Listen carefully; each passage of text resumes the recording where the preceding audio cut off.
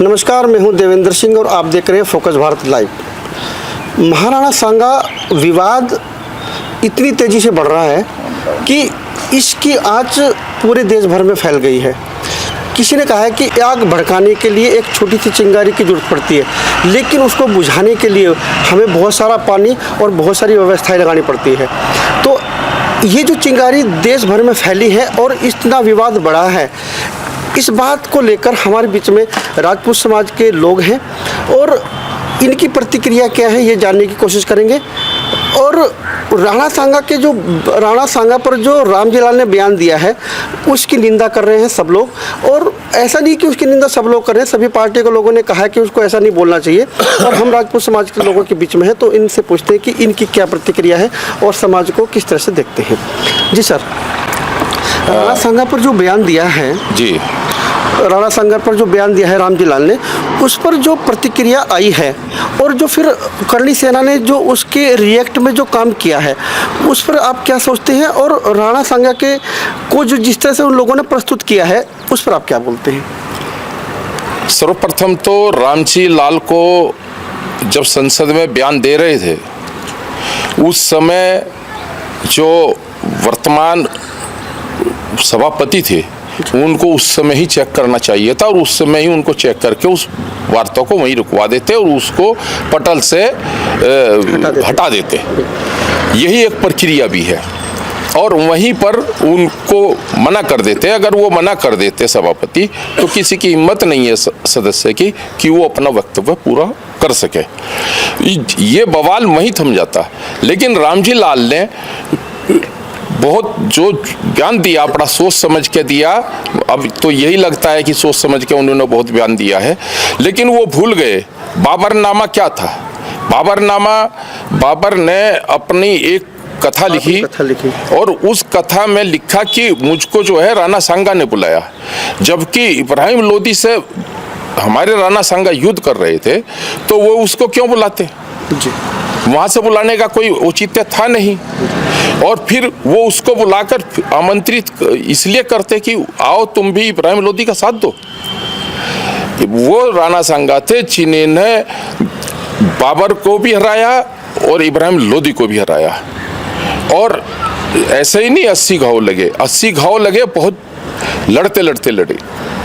उन्होंने सैकड़ों युद्ध लड़े हैं और लास्ट में जब बारूद से उनका सामना हुआ तब जाकर आप वहाँ पर कुछ शिकस्त भी नहीं हुई थी।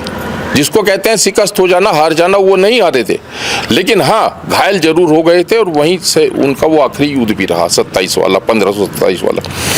तो इसमें ये जो बाबरनामा लिखा गया, रामजी लाल को सोचना चाहिए था कि उसकी आत्मकथा थी, उस आत्मकथा का कोई औचित्य नहीं था। इतिहासकारों ने भी उस पर कोई अपना वक्तव्य जो शोध किया है उन्होंने भी कहा कोई भी इस तरीके से लिख देता है, इसका कोई औचित्य नहीं है। तो औचित्यहीन बात को सदन में रखना बहुत गलत बात है। और जो बात उन्होंने कही है उससे पूरा क्षत्रिय समाज आज आहत है। और जो करणी सेना ने जो क्रिया की प्रतिक्रिया दी है आगरा में, वे केवल प्रोटेस्ट करने गए थे और प्रोटेस्ट करते हुए ही उन्होंने वहाँ फोर्स भी थी, वहाँ पर पत्रकार भी थे, सब लोग थे। एक वीडियो क्लिप है, बड़ा स्पष्ट है, पत्थरबाजी ऊपर से हुई है और जिसमें बाद में रामजी लाल ने भी और समाजवादी पार्टी ने भी, उसमें शिवपाल भी हैं, उसमें अखिलेश यादव भी हैं और उसमें कांग्रेस भी कहीं ना कहीं खड़गे भी कूद गए हैं। सदन में खड़गे जी का बयान है, उन्होंने राज्यसभा में उन्होंने कहा है कि दलितों पर अत्याचार हुआ है। दलितों पर अत्याचार ये दिखाई दे गया खड़गे जी को, ये नहीं दिखाई दिया कि आपने एक सभ्य समाज के लिए जो अग्रणी समाज था, जिन्होंने आप लोगों की रक्षा की, जिन्होंने सभी समाज को, सनातन को भी और समाज को भी, मुस्लिमों को भी, जो उस समय साथ थे राणा सांगा जी के, सबको बचा के चले और अपने आप को आहूत किया। उन लोगों को जिनको संरक्षण दिया आज वो बोलने का काम करते हैं। अखिलेश यादव ये कह रहे हैं कि पहले इतिहास पढ़ के आओ, इतिहास में ये सब दर्ज है, उस पर आप क्या कहेंगे? इतिहास में ये दर्ज नहीं है। अगर मैं अपनी आत्मकथा में ये लिख दूं कि हिंदुस्तान को मैंने आज़ादी दिलाई है, तो ये कोई मेरी आत्मकथा को कोई स्वीकार करेगा? कोई इतिहासकार स्वीकार नहीं करेगा। जहां तक अखिलेश यादव की बात है, अखिलेश यादव खुद नहीं पढ़ पाए।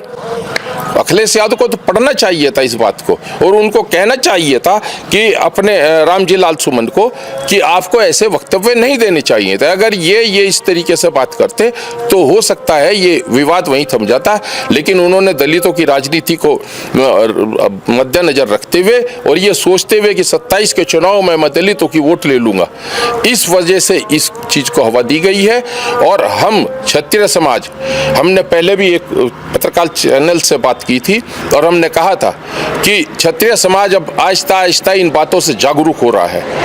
एक सोया हुआ समाज, क्योंकि ये समाज एक ऐसा समाज है, ये क्षत्रिय एक ऐसे उस वर्ण से आते हैं जो दूसरों की रक्षा तो करते हैं, आत्मसम्मान की रक्षा करते हैं, अपने आत्मसम्मान को बचाते हैं और दूसरों पर अत्याचार नहीं करते।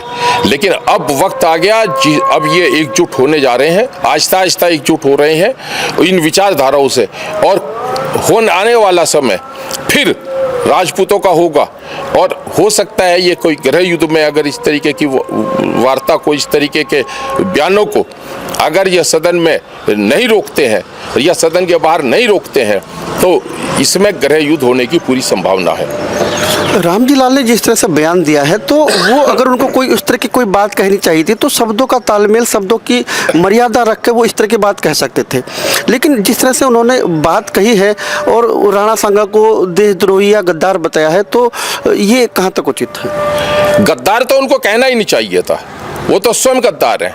अगर सुमन की बात करें, सुमन का अभी एक उन्होंने गद्दार तो वो स्वयं है, उनकी एक पूर्व वाइफ जिसने ये कहा कि मैं उनकी वाइफ और मुझे उनसे एक लड़का है, मुझको ठोकरे खाने के लिए भेज दिया और मैंने उनको व्याभिचार और अपहरण से बचाया है, केस दर्ज था। वो कहाँ की बात करते हैं?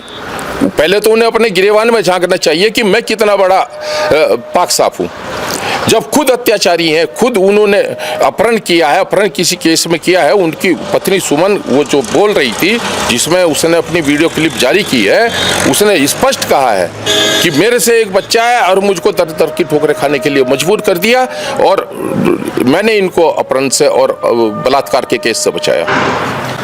राणा जी, विपक्ष में और पूरे देश में लगभग ये चर्चा है कि चलो अगर रामजी लाल ने कोई बयान दिया तो संवैधानिक तरीके से उसका विरोध करना चाहिए था। तो जिस तरह से करणी सेना ने रामजी लाल के घर पर हमला किया या जिस तरह से उसके साथ जो संवैधानिक तरीके से अपनी बात करनी चाहिए थी, उस पर क्या कहेंगे? देखो, बालक किसी के हों युवा,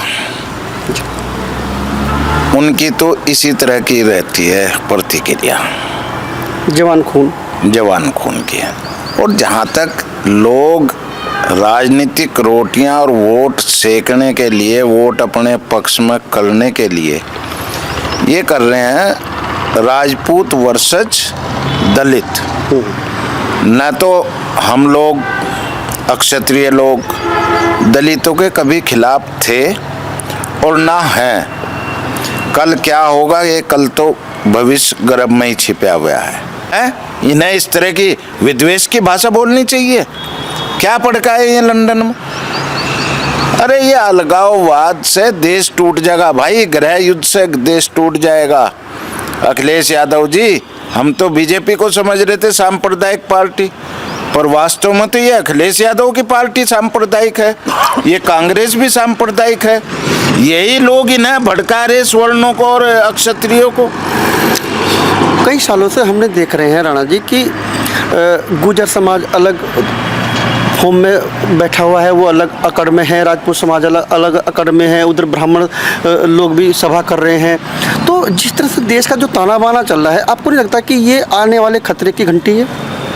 भाई देखो, एक चौधरी चरण सिंह जी ने बताए थे, 4 अक्षर दिए थे उन्होंने, ऐ से अहिर, जैसे जाट, गै से गुज्जर और रै से राजपूत। अजगर, ठीक है जी, ये यदि इकट्ठे रहें तो देश में इन्हीं का राज रहे, दुनिया में इन्हीं का राज रहे। ठीक, अब हो क्या रहा है, हर कोई इस तरह से पेश कर रहा है कि ये हमेशा एक दूसरे के दुश्मन बने रहें, और हिंदू को मुसलमान से लड़वा दो, हिंदुओं को आपस में गोत्र से लड़वा दो, जातियों में लड़वा दो। ये कुछ लोग कांग्रेस में भी हैं और कुछ लोग समाजवादी पार्टी में भी हैं। करणी सेन आगरा की जो घटना है, रामजीलाल आगरा के हैं, तो करणी सेना को आना पड़ा है बीच में। तो अगर राजपूत समाज के लोग या 2-4 बुद्धिजीवी लोग इस बात को वहीं खंडन कर देते, वहीं इस बात का निपटारा कर देते, तो हो सकता है इतनी बड़ी बात ना होती। देखिए, आप ये कह रहे हो जैसे बिल्ली को दूध की रखवाली, यानी कि आप उसे पहरेदार बना रहे। जो ये संसद में बैठ गए रामजी लाल जैसे अनपढ़ लोग, जो व्यभिचार का मुकदमा भी उन पर रहा है और बता रहे कि पूर्व घरवाली को भी उन्होंने छोड़ रखा है, तो इस तरह के लोगों को देश की रखवाल खातर बैठा दिया, तो इससे तो देश की रखवाल नहीं होने की। जहाँ शस्त्र की जरूरत है शस्त्र भी होना चाहिए, अस्त्र की जरूरत है अस्त्र भी होना चाहिए। जैसे कि फुल्लन देवी ने मारे थे राजपूत ठाकुरों को लाइन में लगा के ठोक दिया था, तो किसी एक राजपूत ने उसे भी ठोक दिया था भाई। तो ये क्रिया की प्रतिक्रिया होगी कि जब उसे 3 दिन का टाइम दे दिया और उसने माफी छोड़ उसमें खेद भी नहीं जताया। भाई ये शब्द गद्दार कहना, वो तो और अगली तांत्रिक भी गद्दार कह रहा। आप लोग इस चीज को दलित वर्सेज अन्य ना बनावें। ये केवल रामजी लाल सुमन तक लड़ाई है या अखिलेश यादव की पार्टी से लड़ाई है, क्योंकि अखिलेश यादव एक पार्टी के मुखिया है। वो पर्टिकुलर एक व्यक्ति ने कोई बयान दिया, गलत बयान दिया, तो उसका वही पर्टिकुलर व्यक्ति तक ही वो मामला रहना चाहिए, ना कि उसकी आग पूरे देश भर में फैले। बिल्कुल बिल्कुल बिल्कुल। राणा जी, जिस तरह का अब माहौल बन गया है, 4-5-6 दिन से हम देख रहे हैं कि ये आग जो है रुकने का नाम नहीं ले रही, तो इस आग को रोकने के लिए हम सबको, हम समाज को, क्योंकि हम सब राजपूत समाज जो है समाज का अग्रणी है, बहुत सारे जो फैसले हैं वो निकलते हैं यहाँ से, तो उस पर आपकी क्या राय है और क्या संदेश देना चाहेंगे अपने युवाओं को और समाज को? देखिए, ये विवाद तो अखिलेश यादव ने बढ़ाया है। अगर वो अपने सांसद से और खुद इस तरह का बयान नहीं देते, वो जो उनकी हठधर्मिता है, उस हठधर्मिता का नतीजा ये हो रहा है कि समाज में और आक्रोश फैल गया है, और ये आक्रोश इतनी जल्दी थमने वाला नहीं है। हाँ, एक व्यक्ति से लेकर पूरे समाज को उस लड़ाई में लिया है। हाँ, पूरे समाज को उसमें लड़ाई में लिया है, और इसमें और भी लोग घुस गए, लेकिन ये राजनीतिक रोटियां सेक रहे हैं, लेकिन ऐसा बिल्कुल नहीं है। तो अपने युवाओं को, अपने लोगों को क्या संदेश देंगे कि इस आग को आगे ना बढ़ने दिया जाए ताकि हमारा देश बचे, उसके लिए क्या? नहीं, देखिए, आग तो ये बढ़ चुकी है। 12 अप्रैल को आगरा में महापंचायत है जी, और ये महापंचायत पूरे देश की महापंचायत है। हर जगह से इसकी तैयारी चल रही है, और इस पंचायत में जो भी निर्णय होगा वो आर पार का ही होगा अब, क्योंकि जिस तरह से इन्होंने अपनी हठधर्मिता दिखाई है और ये आग में घी का काम कर रहे हैं, तो ये मुझे नहीं लगता कि ये इस मामले को सुलझाना चाह रहे हैं। ये तो समाज को और ज़्यादा नीचा दिखाने की कोशिश कर रहे हैं। इस प्रतिक्रिया में हमारे प्रधानमंत्री या मुख्यमंत्री की भी भूमिका बनती है। उनको समाज को संदेश देना चाहिए कि हमें सौहार्दपूर्ण माहौल बनाकर रखना चाहिए, तो उनका भी कोई बयान नहीं आया इस प्रतिक्रिया पर। हमें इसी चीज़ का अफसोस हो रहा है कि हमारे मुख्यमंत्री जी और प्रधानमंत्री जी, गृह मंत्री जी, हालांकि सदन में इस चीज़ का कल बहुत, दोनों सदनों में, राज्यसभा में भी और लोकसभा में भी, दोनों में बहुत विरोध हुआ है। सभी ने, सांसदों ने सभी ने मांग की कि जब तक वो माफ़ी नहीं मांगेंगे तब तक हम सदन नहीं चलने देंगे।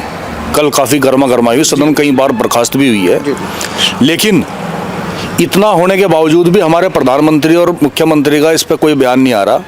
हमें इस चीज़ का बड़ा अफसोस है कि ये इस चीज़ के लिए मतलब समाज को कोई संदेश ऐसा क्यों नहीं दे रहे कि भाई शांतिपूर्ण संदेश इस तरह का समाज को देना चाहिए कि भाई मतलब चाहे तो सदन में उनके खिलाफ कोई इस तरह का मामला होना चाहिए, कोर्ट या कुछ सस्पेंड टाइप का कुछ भी हाँ कर कुछ भी सकते होना हैं, चाहिए, कुछ भी कर सकते हैं। मतलब कुछ भी सरकार कर सकती है, लेकिन उनकी खामोशी भी ये हमें संदेह पैदा कर रही है कि ये आपस में इनका कुछ राजनीतिक षड्यंत्र है। राणा जी, जी अगर जिस तरह से रामजीलाल माफ़ी नहीं मांग रहे हैं और हमारे प्रधानमंत्री मुख्यमंत्री का कोई बयान नहीं आया है इस बात को निपटाने के लिए या माफ़ी मांगने के लिए वो दबाव बनाते, तो आपको नहीं लगता कि इस तरह माहौल ख़राब हो रहा है? या जो हमारे अभिभावक हैं, राष्ट्रपति, वो प्रधानमंत्री हैं, मुख्यमंत्री हमारे एक तरह से अभिभावक ही हैं, और उन ऐसी बात नहीं कि उनकी बात समाज नहीं सुनता, पूरा देश उनकी बात को सुनता है, उनकी बात को फॉलो करता है, तो ऐसे में उनकी जिम्मेदारी बनती है कुछ? देखिए, हर आदमी का अपना अपना नज़रिया है। मैं एक अपना नज़रिया आपको बताता हूँ, बिल्कुल हटके है। शायद लोग बाग उसको देख नहीं पा रहे या कह नहीं पा रहे, कुछ कहीं थोड़ा बहुत समस्या है। जब से महाकुंभ कामयाब हुआ है, विपक्ष के हाथ पैर फुले हुए हैं और विपक्ष कैसे भी करके, कैसे भी मतलब ये चाह रहा है कि किसी तरह ये सनातनी आपस में लड़ें, और मेरा मानना है कि ये उसी का एक हिस्सा है। क्या महाकुंभ में जो नहाने गए उनकी जाति ये एससी समाज से है, ये राजपूत है, ये गुज्जर है, ये ब्राह्मण है, किसी ने नहीं पूछी। सब एक घाट पे नहाए, एक घाट पे सबने दर्शन किए, एक घाट पे रहकर सबने पुण्य का लाभ लिया। विपक्ष तब से विपक्ष के हाथ पैर फुले हुए हैं। विपक्ष को लग रहा है कि इनका मामला एकदम एक तरफा हो गया, एक तरफा भाजपा की ओर वापस हो गया। उसमें केवल एक कोशिश की जा रही है कि इनको लड़ाया कैसे जाए, और उसी कड़ी में ये दिया हुआ बयान है। अगर वो आदमी, वैसे तो वो बैकडोर से राज्यसभा सदस्य है, कोई लोकसभा तो है नहीं कि पब्लिक ने बनाया हुआ है, बिल्कुल, बिल्कुल। राज्यसभा सदस्य है, बैकडोर से एंट्री हुई है, उसमें और अखिलेश में क्या डील हुई होगी ये तो वही जाने, हमें और आम जनता को उसकी कोई जानकारी नहीं है। बड़ा सीधा सा मामला है कि उसको कहा, अखिलेश तेरे घर में 6 सांसद हैं, तू उन 6 सांसदों में से कहलवाता ना, कि जो कहलवा के देख एक बार उन 6 सांसदों में से किसी को ये बात। एक उस मोहरे को इस्तेमाल कर रहा है जो कि तेरी मेहरबानी से सांसद है। मायावती का बयान आया है कि अखिलेश यादव ने एक दलित को मोहरा बनाकर अपनी राजनीति कर रही है। मैं भी वही बात कह रहा हूँ, वो एक दलित को मोहरा बना रहे, वो तो उसके एहसान में दबा हुआ, उसकी वजह से सांसद है, वो तो जो कहेगा वो करेगा। उसने अपने परिवार में से कहलवा के दिखाया ना, धर्मेंद्र से कहलवावे, डिम्पल से कहलवावे, खुद गए, और दुनिया भर के हैं, आदित्य है, वो सब बने हुए हैं सांसद, उनसे कहलवाए ना इस बात को। आपको लगता है कि अखिलेश यादव ये सोच रहे होंगे, उनकी ये प्लानिंग है कि ये दलित और राजपूत हो जाएगा तो हम इसका लाभ उठा लेंगे? बिल्कुल बिल्कुल 100% यही मामला है कि किसी भी तरीके से राजपूत और दलितों को लड़ाया जाए और वो दलित इनसे टूट के मेरे साथ कहीं जुड़ जाए, और यही मेन मामला है। और आज भी मैं एक बयान सुन रहा था, उसमें एक व्यक्ति है, वो कोई पीला सा कपचा डाल के बता रहा था, मैं नाम नहीं जानता उसका, कि अंग्रेज़ों के टाइम में इन्होंने राज किया, मुसलमानों के टाइम में इन्होंने राज किया, आज भी क्या यही राज करेंगे? अरे भाई, एक आदमी जो राज कर रहा है, राजपूत समाज, क्षत्रिय समाज, हर आदमी को, हर बिरादरी को जोड़ के चलता है। जिस समय उन लोगों के पास खाने को कुछ नहीं था, वो किसके यहाँ काम करते थे, किसके यहाँ से खाने को मिलता था? आज लोकतंत्र आ गया, आप अपनी अपनी नौकरियां भी कर रहे हैं, सब कुछ कर रहे हैं। आज सबसे बड़ा नुकसान ही केवल क्षत्रिय समाज को है। उसके बावजूद क्षत्रिय समाज को कोई ऑब्जेक्शन नहीं है। किस दिन क्षत्रिय समाज आरक्षण मांगता है? किस दिन क्षत्रिय समाज कोई कहता है कि हमें मुफ्त मिले? कुछ नहीं कहता। ये केवल और केवल प्योर 100% राजनीति है, केवल और सनातियों को आपस में लड़वाने के लिए, और कुछ नहीं है। तो जो 12 तारीख को जो मीटिंग होने की, जो महापंचायत का आह्वान किया है आगरा में, उस पर क्या कहेंगे? देखिए, मेरा तो सीधा सा मानना है, हमारे लिए अपना मान सम्मान सबसे बड़ी चीज़ है, और अपने मान सम्मान के लिए अक्षत्रिय कहीं तक, किसी लेवल तक भी जा सकता है। मरना मारना हम जन्म से पैदा होते हैं तब से लेके चलते हैं, क्योंकि आज जो ये समाज बैठा है वो हमारे क्षत्रिय समाज की वजह से है। महाराणा सांगा 100 से ऊपर युद्ध लड़े, सारे युद्ध जीते, एक आंख, एक पैर, एक हाथ कटने के बाद कई 100 रियासतों ने उनको अपना राजा माना। उसमें कुछ गुण होंगे तो मानना, और जिसके साथ 100 रियासतें हैं उसे बाबर जैसे जाहिल की क्या जरूरत है बुलाने की? बेकार की बात कर रहे हैं। पानीपत में लड़ाई हुई, लोधी और बाबर लड़े, हम तो तैयार बैठे थे, दोनों में आपस में कटेंगे, जो एक बचेगा उसे हम काटेंगे। वो तो बयाना और उसके युद्ध में महाराणा सांगा वीर गति को प्राप्त हो गए, तो थोड़ा सा इतिहास बदल गया। अगर थोड़े दिन और जिंदा रहते तो बाबर कहाँ था, बाबर की गर्दन भी कहीं फुटबॉल बनी हुई होती, कोई इसमें बड़ी बात नहीं है। ये थी राजपूत समाज के लोगों की राय। मानना यह है कि लोगों का मानना यह है कि अखिलेश यादव इस पर राजनीति कर रहे हैं और कहीं ना कहीं अखिलेश यादव दलित के सर पर दलित को एक मोहरा बना रहे हैं और उनकी जो राजनीति है अपनी राजनीति चमकाने की कोशिश कर रहे हैं। आपकी इस बात पर क्या राय है, अपनी राय कमेंट बॉक्स में जरूर दें और यहाँ जो राजपूत समाज के जो लोग हैं इन्होंने अपनी बात कही है उस पर अपनी राय जरूर दें, क्योंकि ये आग जो है ये बुझनी चाहिए, ये देश बचना चाहिए। इस आग को आप और हम मिलकर बुझा सकते हैं। नमस्कार।